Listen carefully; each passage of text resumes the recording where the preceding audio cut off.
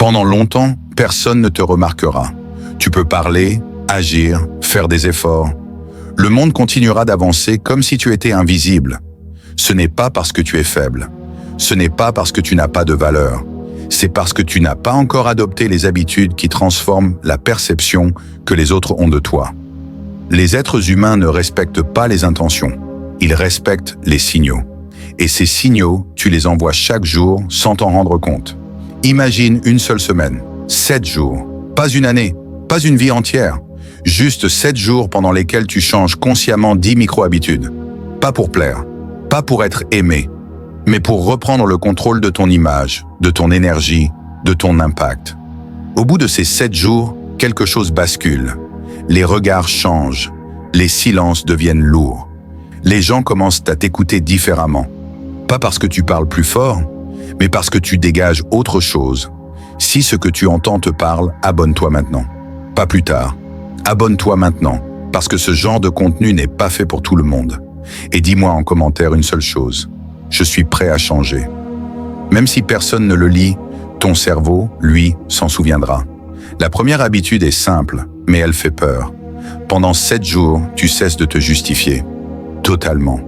Plus d'explications inutiles. Plus de phrases comme « Désolé si »,« Je voulais juste »,« Ce n'est peut-être pas important, mais… » Chaque justification que tu donnes est un aveu inconscient de faiblesse sociale. Le cerveau humain interprète la justification comme un manque de légitimité. Les personnes puissantes expliquent rarement. Elles affirment ou elles se taisent. Le silence, quand il est maîtrisé, vaut plus que 1000 mots. Les premiers jours, tu ressentiras une tension interne, une peur, celle d'être mal compris, jugé, rejeté. Mais très vite, tu verras que rien de grave ne se produit. Au contraire, les gens commencent à combler le vide à ta place. Et souvent, ils te prêtent plus d'intelligence et de contrôle que tu ne l'imagines. La deuxième habitude est presque invisible, mais elle change tout. Tu ralentis. Tu ralentis ta manière de marcher, de t'asseoir, de répondre, de bouger les mains. La précipitation est un signal de soumission. Celui qui va vite donne l'impression d'obéir au rythme du monde. Celui qui ralentit impose le sien. Psychologiquement, le cerveau associe la lenteur maîtrisée à la confiance et au pouvoir. Ce n'est pas une lenteur molle, c'est une lenteur précise. Chaque geste devient intentionnel. Chaque mouvement dit « Je suis là et je n'ai pas besoin de courir après quoi que ce soit ». En 7 jours, ton langage corporel commencera à parler avant ta bouche. La troisième habitude dérange profondément les gens autour de toi, même s'ils ne savent pas pourquoi. Tu deviens moins disponible. Pas froid, pas méprisant, juste moins accessible. Tu réponds moins vite, tu n'es plus toujours présent. Tu ne sautes plus à chaque appel, à chaque message, à chaque demande. La rareté crée la valeur. Quand quelqu'un est toujours disponible, son absence ne manque jamais. Mais quand tu reprends le contrôle de ton temps, ton attention devient précieuse. Et ce qui est précieux est respecté. Les gens commencent à se demander ce que tu fais, où tu es, pourquoi tu n'es plus aussi prévisible. Et dans ce questionnement, ton statut monte. La quatrième habitude est mentale. Pendant 7 jours, tu observes sans réagir immédiatement. Tu écoutes sans interrompre. Tu regardes sans commenter. La majorité des humains parlent trop vite, trop souvent. Ils se trahissent par leurs émotions. Celui qui sait observer devient dangereux, car il comprend les dynamiques invisibles. Tu remarqueras qui cherche l'approbation, qui domine par le bruit, qui se cache derrière l'humour, qui utilise la colère comme armure. En restant calme et attentif, tu prends une longueur d'avance. Et les gens sentent cette distance. Ils sentent que tu vois plus que ce que tu dis. La cinquième habitude touche à l'ego. Et c'est là que beaucoup échouent. Pendant 7 jours, tu arrêtes de chercher à prouver quoi que ce soit. Plus besoin d'impressionner. Plus besoin de raconter tes projets, tes souffrances, tes ambitions. Les personnes vraiment puissantes laissent leurs résultats parler pour elles. Parler de soi trop tôt tue le mystère. Et sans mystère, il n'y a pas de fascination. Le silence stratégique crée une tension psychologique chez l'autre. Il veut comprendre, il veut savoir, et ce désir inverse le rapport de force. La 6e habitude est brutale, mais libératrice. Tu dis non, pas agressivement, calmement, clairement, sans explication excessive. Dire non est l'acte ultime d'autorespect. Chaque oui que tu donnes contre ton gré te vole un morceau de ton autorité intérieure. Et les autres le sentent. En disant non, tu redéfinis les frontières. Tu montres que ton temps, ton énergie et ta présence ont une valeur.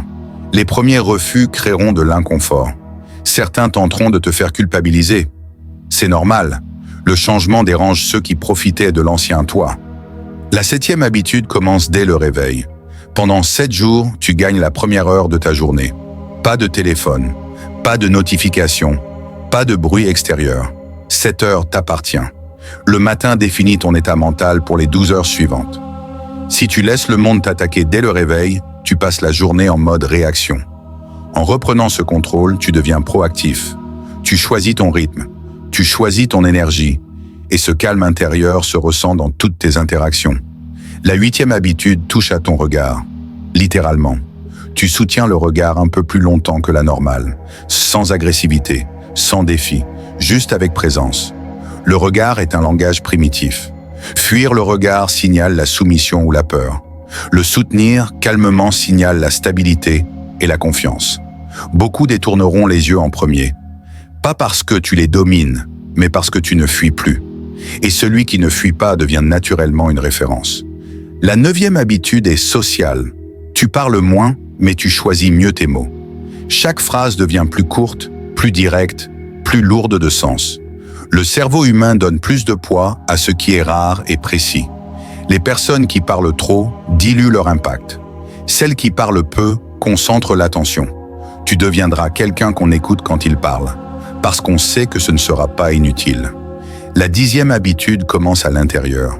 Tu cesses de te voir comme quelqu'un en devenir. Pendant 7 jours, tu agis comme si tu étais déjà cette version plus forte, plus calme, plus respectée de toi-même. Le cerveau ne fait pas la différence entre l'identité jouée consciemment et l'identité réelle. En incarnant cette posture, tu reprogrammes ta perception de toi-même. Et quand ton image intérieure change, ton comportement suit. Quand ton comportement change, le monde s'adapte. À la fin de ces 7 jours, tu n'auras pas besoin de prouver quoi que ce soit. Les gens ressentiront une différence sans pouvoir la nommer. Tu n'auras pas parlé plus, tu n'auras pas crié, tu n'auras pas supplié, tu auras simplement cessé de donner ton pouvoir gratuitement. Et c'est précisément à ce moment-là que tout commence à changer. Après quelques jours, quelque chose d'étrange commence à se produire. Ce n'est pas encore visible de l'extérieur, mais à l'intérieur, une fracture apparaît. L'ancien toi commence à résister. Il veut revenir aux anciennes habitudes, aux réflexes confortables, à la validation facile. C'est normal. Le cerveau humain déteste perdre une identité, même si cette identité était faible. C'est ici que la majorité abandonne. Et c'est précisément pour cette raison que peu de gens changent de réellement. À ce stade, tu remarques que certaines personnes deviennent mal à l'aise en ta présence. Elles plaisantent moins. Elles testent plus. Elles cherchent inconsciemment à vérifier si tu es toujours contrôlable. C'est le prix de l'évolution. Quand tu changes, tu brises les contrats invisibles que les autres avaient signés avec l'ancienne version de toi. Certains essaieront de te provoquer émotionnellement. D'autres tenteront de te ramener à ce que tu étais. Ta mission est simple, ne pas réagir. Le contrôle émotionnel est une forme de domination silencieuse. Celui qui te fait réagir te contrôle. Tu commences aussi à ressentir un isolement subtil. Pas parce que tu es rejeté, mais parce que tu ne vibres plus sur les mêmes fréquences. Les conversations superficielles t'ennuient. Les plaintes te fatiguent. Les drames inutiles te paraissent absurdes. Ce détachement n'est pas de la froideur, c'est de la lucidité. Les personnes puissantes sont souvent seules, non pas par arrogance, mais parce que peu de gens supportent le calme, la discipline et la cohérence sur la durée. À mesure que les jours passent, tu remarques que ton corps s'adapte avant même ton esprit. Ta posture devient plus droite, ta respiration plus lente, ta voix plus posée. Ces changements envoient des signaux primitifs au cerveau des autres. Ils ne savent pas pourquoi, mais ils sentent que quelque chose est différent. Et l'humain respecte instinctivement ce qu'il ne peut pas facilement lire ou manipuler. Tu comprends alors une vérité dérangeante. Le respect n'est pas accordé à ceux qui sont gentils, mais à ceux qui sont stables. La stabilité émotionnelle est rare, et tout ce qui est rare devient précieux. Tu n'as plus besoin d'être aimé par tout le monde. Tu choisis consciemment d'être respecté par toi-même. Et paradoxalement, c'est à ce moment précis que l'attention extérieure commence à revenir. Certaines personnes reviennent vers toi avec une énergie différente. Elles te parlent avec plus de prudence. Elles pèsent leurs mots. Elles te demandent ton avis. Pas parce que tu l'exiges, mais parce que tu l'incarnes. D'autres disparaissent discrètement. Elles ne peuvent plus rien obtenir de toi. Et c'est très bien ainsi. La perte fait partie du gain. On ne monte jamais sans laisser quelque chose derrière. À la fin de la semaine, tu réalises que tu n'as pas appris à dominer les autres. Tu as appris à ne plus être dominé. Et cette nuance change tout. Le vrai pouvoir n'est pas bruyant. Il n'a pas besoin d'être expliqué. Il se ressent. Il s'impose par la cohérence entre ce que tu dis, ce que tu fais et ce que tu refuses de tolérer. Tu comprends aussi que ces 7 jours n'étaient pas une fin, mais un seuil, une porte mentale. Une fois franchi, il est impossible de redevenir totalement inconscient. Tu vois désormais les jeux sociaux, les manipulations émotionnelles, les fausses urgences, les dynamiques de contrôle. Et ce que l'on voit clairement ne peut plus nous contrôler dans l'ombre. Le plus grand changement n'est pas la façon dont les autres te regardent. C'est la façon dont tu te regardes toi-même. Tu ne cherches plus à être validé. Tu n'as plus besoin de prouver. Tu avances avec une certitude silencieuse. Et cette certitude est contagieuse. Elle dérange. Elle attire. Elle transforme. Désormais, quand tu entres dans une pièce, tu n'essaies plus de prendre de la place. Tu es la place. Et le monde, lentement mais sûrement, s'ajuste autour de ceux qui savent exactement qui ils sont et surtout qui ils ne sont plus. Il arrive un moment précis où tu comprends que le monde ne change pas parce que tu te plains, ni parce que tu espères. Il change quand ton comportement devient différent au point de déranger l'ordre établi. En quelques jours seulement, tu réalises que la majorité des gens vivent en pilote automatique, prisonniers de leurs émotions, de leurs habitudes et du regard des autres. Et toi, lentement, tu sors de ce cercle. Tu ne cherches plus à être compris. Tu cherches à être cohérent. Cette cohérence te rend imprévisible et l'imprévisibilité crée une forme de pouvoir silencieux. Les gens ne savent plus exactement comment te classer.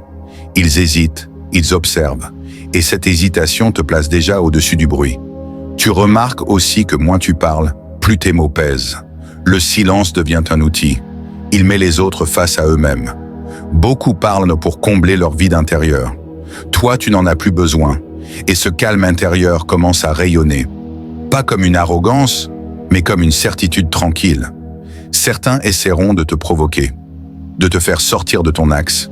Ils veulent vérifier si tu es toujours accessible émotionnellement. Si une remarque suffit encore à te faire réagir. Mais tu comprends désormais que réagir, c'est céder le contrôle. Alors tu observes, tu respires, tu choisis, et ce choix conscient te libère. À mesure que ton esprit se discipline, ton environnement change.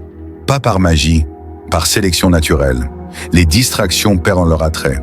Les relations superficielles s'éloignent. Ce qui reste est plus rare, plus vrai, plus aligné. Tu n'as rien perdu.